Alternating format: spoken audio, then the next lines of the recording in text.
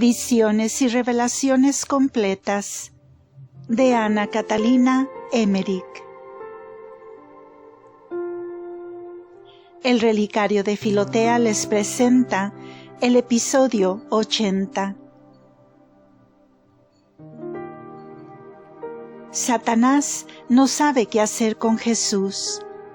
Conoce las profecías que hay sobre él y siente que tiene Jesús un poder que otros no tienen, pero no sabe que es Dios, ni sabe de fijo que es el Mesías, que no puede ser tocado en sus obras, porque lo ve en muchas cosas tan humano.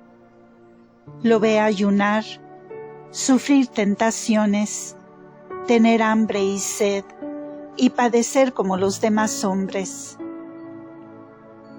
Satanás es en esto tan ciego, en parte como los fariseos. Lo tiene por un hombre santo y justo, a quien conviene tentar para hacerlo caer en falta y ponerlo en turbación.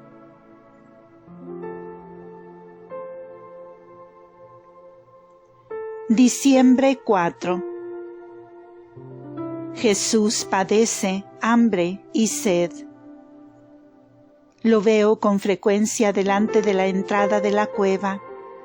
Hacia la noche vino Satanás en forma de un hombre grande y fuerte, subiendo la montaña. Había levantado abajo 2 piedras del tamaño de pequeños panes, con ángulos, y mientras subía les había dado forma de panes en sus manos. Había en él algo de profundo, en cono, cuando subió esta vez y entró en la cueva.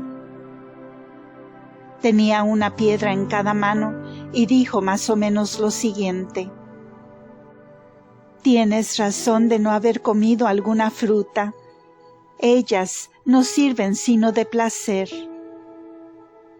Pero si tú eres el Hijo querido de Dios, sobre el cual vino el Espíritu Santo en el bautismo, mira, yo he hecho que estas piedras parezcan panes.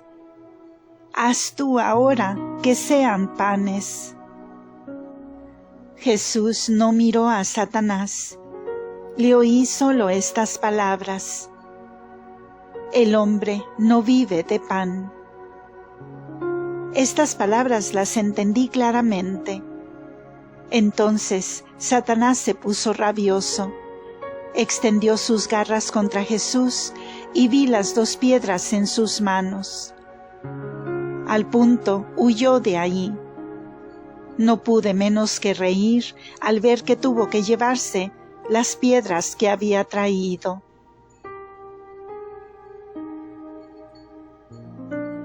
Satanás lleva a Jesús al pináculo del templo y sobre la montaña.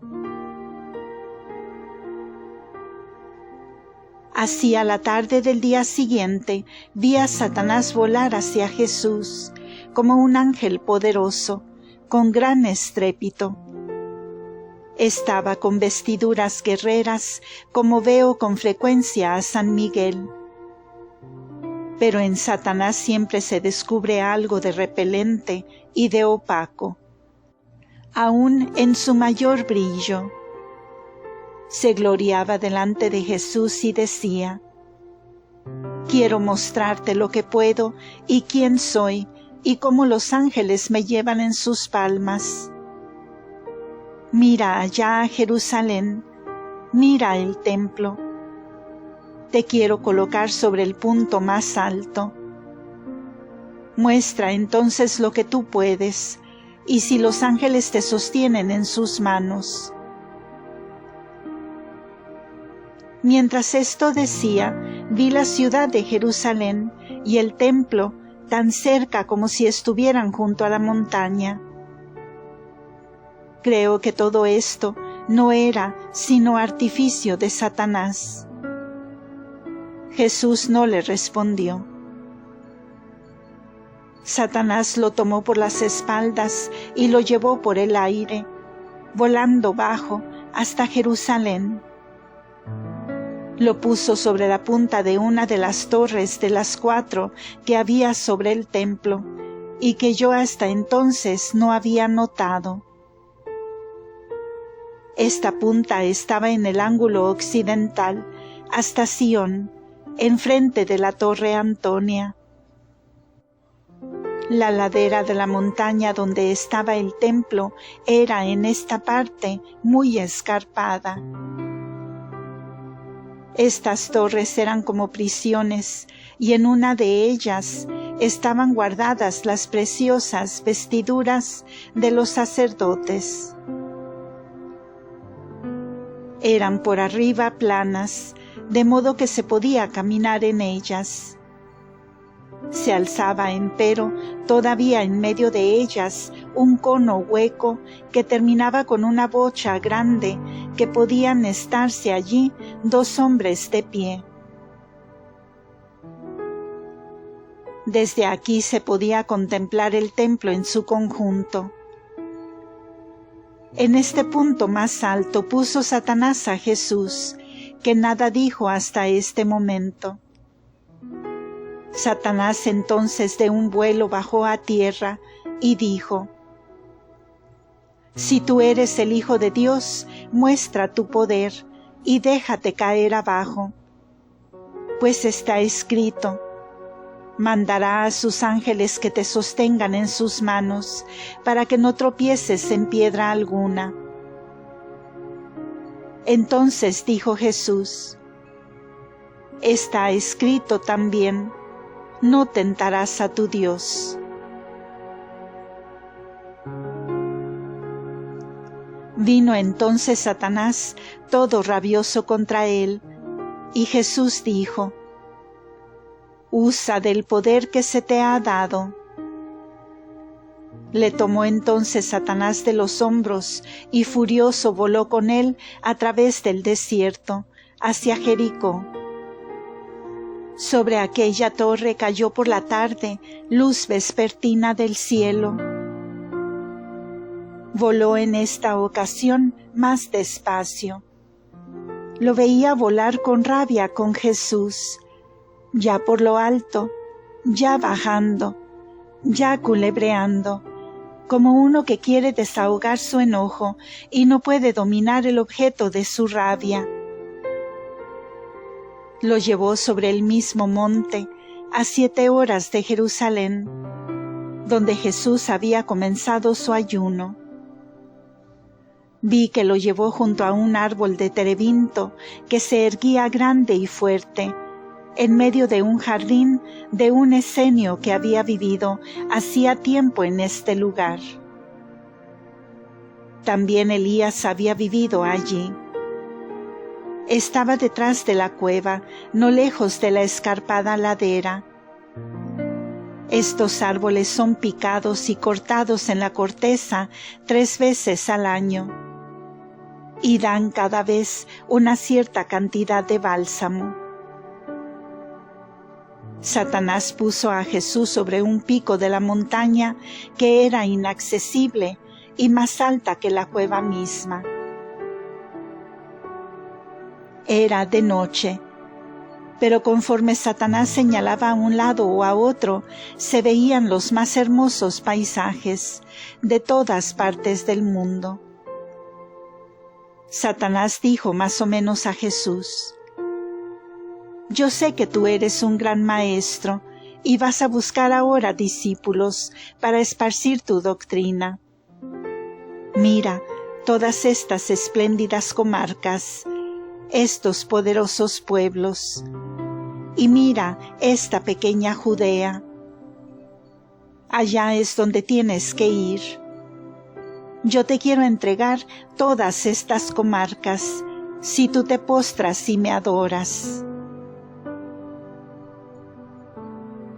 Con esta adoración entendía ese obsequio y esa humillación que era de uso entre los fariseos y judíos delante de reyes y de personajes poderosos, cuando querían obtener algo de ellos. El diablo presentó aquí una tentación semejante, aunque en mayor escala, que cuando se presentó en forma de un mensajero del rey Herodes, venido desde Jerusalén, invitándole a ir a la ciudad y a vivir en el castillo bajo su protección. Cuando Satanás señalaba con su mano, veíanse grandes países y mares extensos.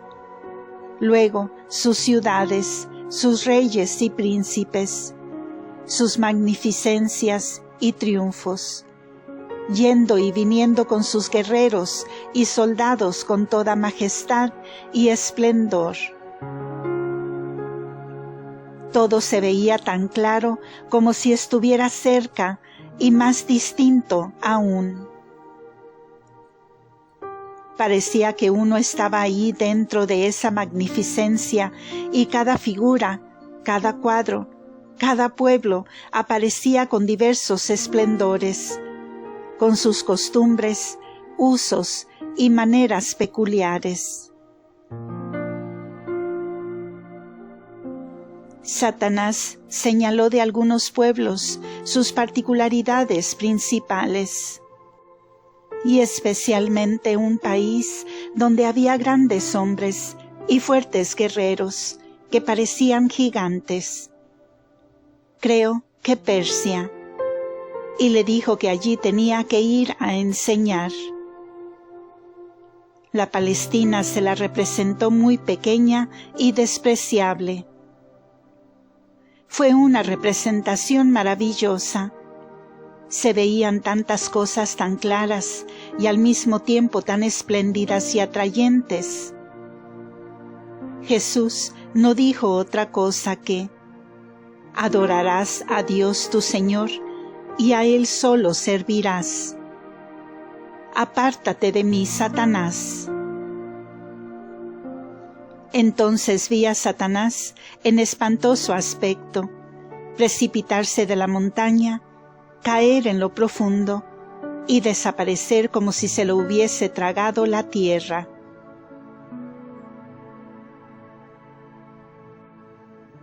Los ángeles sirven a Jesús. Después de esto vi una multitud de ángeles aparecer al lado de Jesús, inclinarse ante él y llevarlo delicadamente en las palmas a la cueva donde había comenzado su ayuno de 40 días. Había allí 12 ángeles y otros grupos de ayudantes en determinado número. No recuerdo ya bien si 72, aunque creo que sí, porque tuve durante esta visión el recuerdo continuo de los apóstoles y de los 72 discípulos. Se celebró en la cueva una fiesta de acción de gracias y de victoria con una comida. Vi a los ángeles adornar el interior de la cueva con hojas de parra, de la cual descendía sobre la cabeza de Jesús una corona de hojas.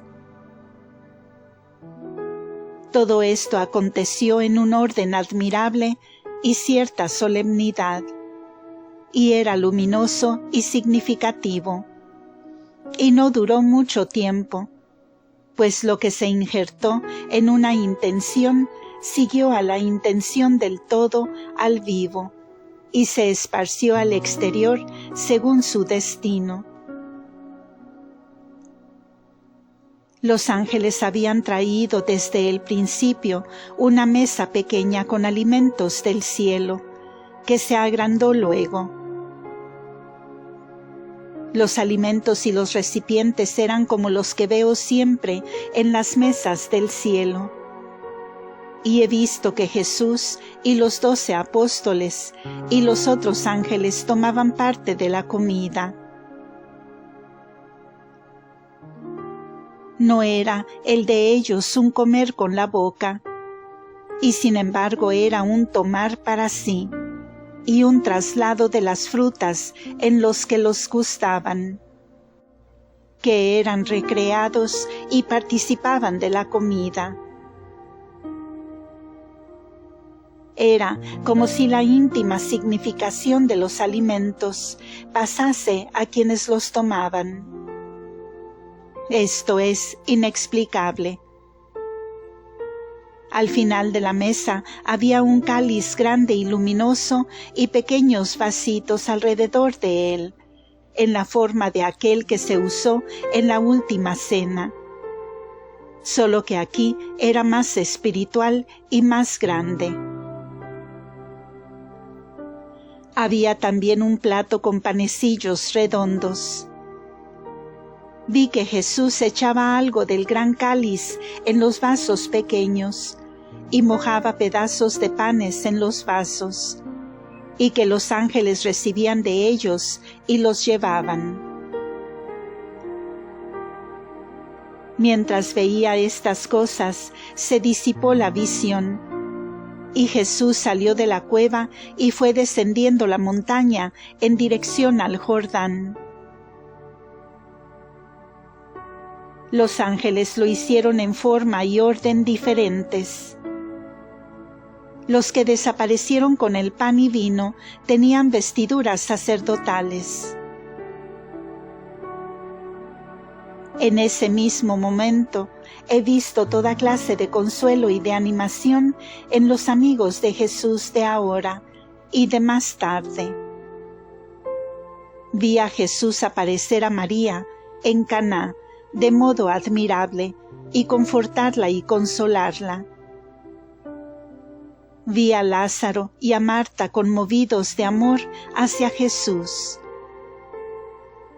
Vi a María la silenciosa, refrigerada en realidad con parte de ese alimento. Vi al ángel junto a ella, y a ella recibir el alimento.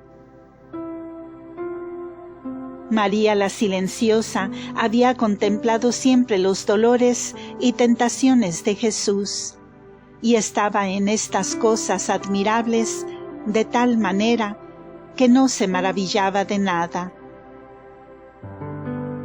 Aún a la Magdalena la he visto conmovida. Estaba en ese momento ocupada en adornarse para una fiesta, cuando de pronto le sorprendió un saludable temor de su vida y su salvación, y arrojó su adorno al suelo, cosa que causó la burla de los que la rodeaban. A muchos de los que iban a ser más tarde sus discípulos, los vi aligerados y reconfortados, y con ansias de Jesús.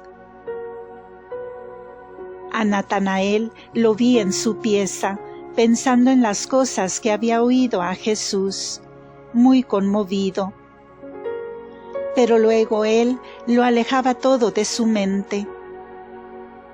A Andrés, a Pedro y a los demás apóstoles los vi fortalecidos y conmovidos.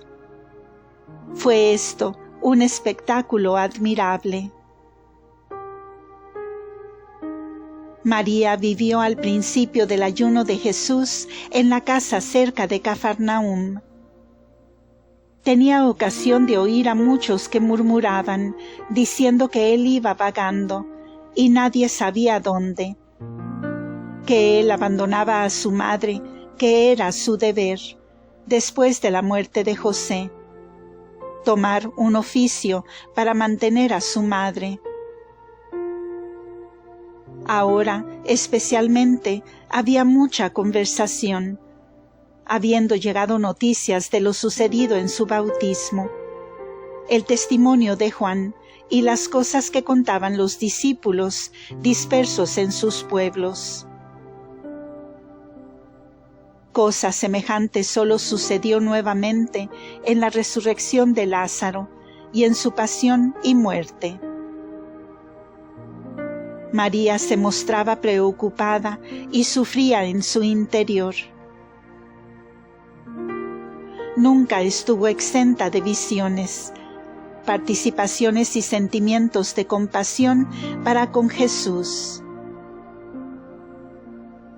Hacia el fin de los 40 días estuvo María en Caná de Galilea, junto a los padres de la esposa de Caná.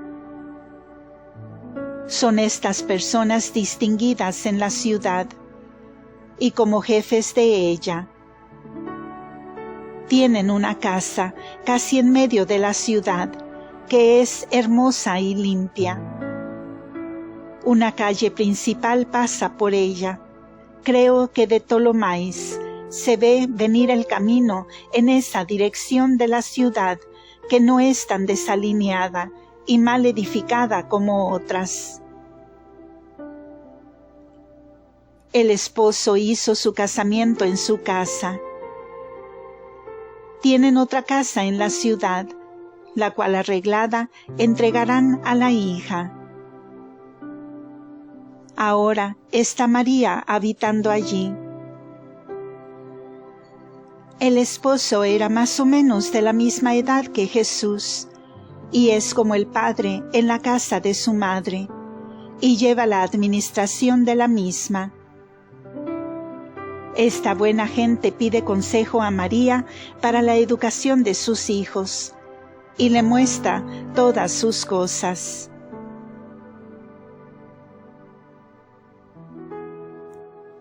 Fin de este episodio. Continuará en el siguiente audio. Gracias por escuchar.